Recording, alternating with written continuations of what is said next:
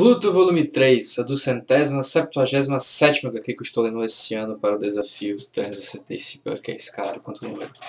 Chega até a travar na língua. Esse aqui é quase chegando à metade do mangá Pluto, que só tem 8 volumes. E a plot aqui eu diria que tem uma aceleração considerável no sentido de apresentar para o leitor algumas questões. Logo no início, bom, primeiro de tudo, esse volume desenvolve um pouco mais a Uran, que é a irmã do Astro Boy e é uma robô extremamente empática, que consegue pressentir a tristeza das pessoas e animais a uma distância muito grande, e sempre busca ajudá-los e compreendê-los e tentar fazer com que não se sintam mais tristes, ajudar mesmo, é uma robô muito compassiva. E a personagem é usada para apresentar algumas coisas sobre o vilão que estaria matando os robôs mais poderosos da Terra, que seria o Pluto. No entanto, logo no início do volume, é apresentado um cientista chamado Abdullah, que é um cientista da Pérsia. Nos últimos vídeos até cometi um engano, eu falei que foi a Pérsia que foi atacada, só que na verdade eu falei que os Estados Unidos da Trácia que foi atacado, mas na verdade a Pérsia que foi atacada. Os Estados Unidos da Trácia é um paralelo dos próprios Estados Unidos, então obviamente eles são os vilões. Não preciso nem chegar no final para ver que tem algo de vilania neles. No entanto, as coisas ainda precisam se clarificar melhor. Eu tenho certeza que aquele ursinho de pelúcia tem alguma coisa a ver com os Estados Unidos da Trácia. Pode até já ter sido confirmado isso, mas eu ter tido algum diálogozinho que não firmou bem na minha cabeça, mas ainda assim eu tenho a impressão de que a certeza de que eles são os vilões. Ou os vilões não, pelo menos alguma coisa de vilania. Mas foi apresentado um personagem aqui, o Abdullah, que é um cientista da Pérsia, e eu tenho certeza que o cara é vilanesco pela forma como foi apresentado. Do tipo, ele passa assim de costas no quadro, aí o Atom passa, olha para trás e aí mostra o rosto dele. Isso aqui é vilão, o cara é vilão. A forma como ele foi apresentado é de vilão. E o lance de mostrar que ele foi detectado como robô, sendo que na verdade ele não é, ele fala, não, que eu sofri um acidente na guerra, boa parte do meu corpo foi substituído por coisas biônicas, e eu já ficou assim, cara, de que obviamente esse cara aqui é um vilão. E é uma coisa que é confirmada no final do volume, mostra ele falando com um robô que ele comandou para procurar o Pluto, que estava meio que perdido, e eu falando com o Pluto, mas Pluto, você vacilou aí porque eu mandei você matar o Atom e você não matou. E o Pluto, na verdade, ele aparece sobre a identidade de outro robô, como se ele tivesse a capacidade de dominar o corpo de outro robô, passar sua inteligência artificial para outro corpo. E ele se mostra uma pessoa um robô meio perturbado, mas que um robô que, de certa forma, ele não é completamente agressivo, ensandecido. Ele estava fazendo uns desenhos e a Uran reconhece que ele estava bastante triste e que aqueles desenhos que ele estava desenhando eram flores. Ele parece gostar bastante de flores. E isso vai caracterizando o personagem, que ele já foi mostrado algumas vezes como uma figura demoníaca, e aparece no final novamente como uma figura demoníaca, mas que vai revelando que ele tem traços de uma personalidade completamente normal, e inclusive uma personalidade benéfica. Esse lance dele de gostar das flores e estar relacionado a um campo florido. E ao próprio Uran, que é um robô mais compassivo, ela não vê o mal no Pluto, o que dá a entender de que há muito mais nele do que simplesmente um robô criado para matar.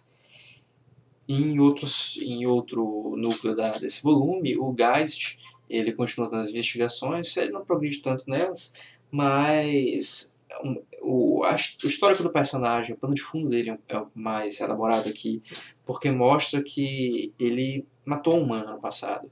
E o irmão desse humano, apesar do cara que morreu ser bastante criminoso, ter feito umas paradas bizarras, ele gostava muito do irmão e acha um traje, um insulto ter sido morto por um robô que não deveria ser capaz de matar humanos para começo de conversa.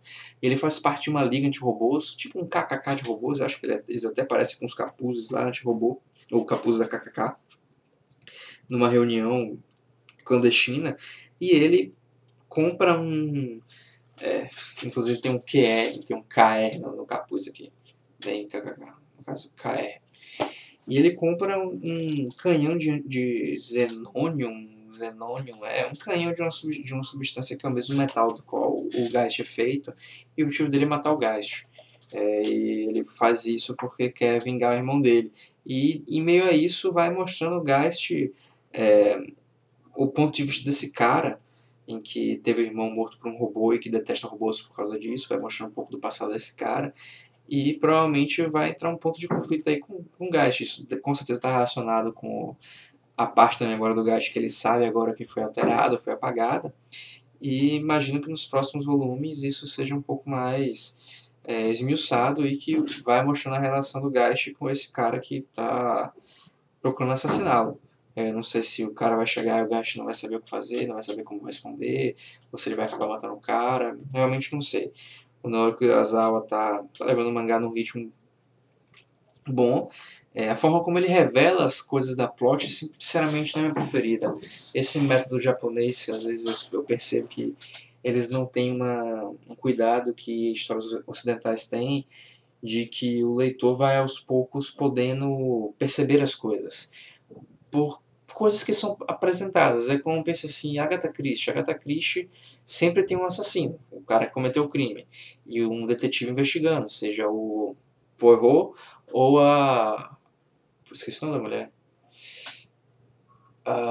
A velhinha intrometida. Eu esqueci o nome dela. Mas, enfim, sempre tem um assassino e pessoas tentando descobrir quem é esse assassino, e o leitor vai acompanhando isso, e o leitor tem toda a capacidade para ir acompanhando a história e pegando as pistas e descobrir quem é o assassino antes da grande revelação no final. E isso é algo que histórias ocidentais fazem muito, e fazendo a exposição dos componentes da história de forma que no final, quando as coisas, o quadro se feche, o leitor, caramba, isso aqui que aconteceu foi por causa disso, e vá vendo assim a trilha de, não é a trilha de miolo de pão que foi deixada até chegar na grande casa de doces. Eu acho que eu confundi as histórias. Não, é isso mesmo. O João Maria deixa uma trilha de pão, só ele chega na casa de doce, mas não é por causa do pão que ele chega na casa de doce, mas enfim. Vai deixando os miolos de pão e chega numa grande revelação na história, e o leitor, caramba, vai ligando os pontos e consegue entender tudo.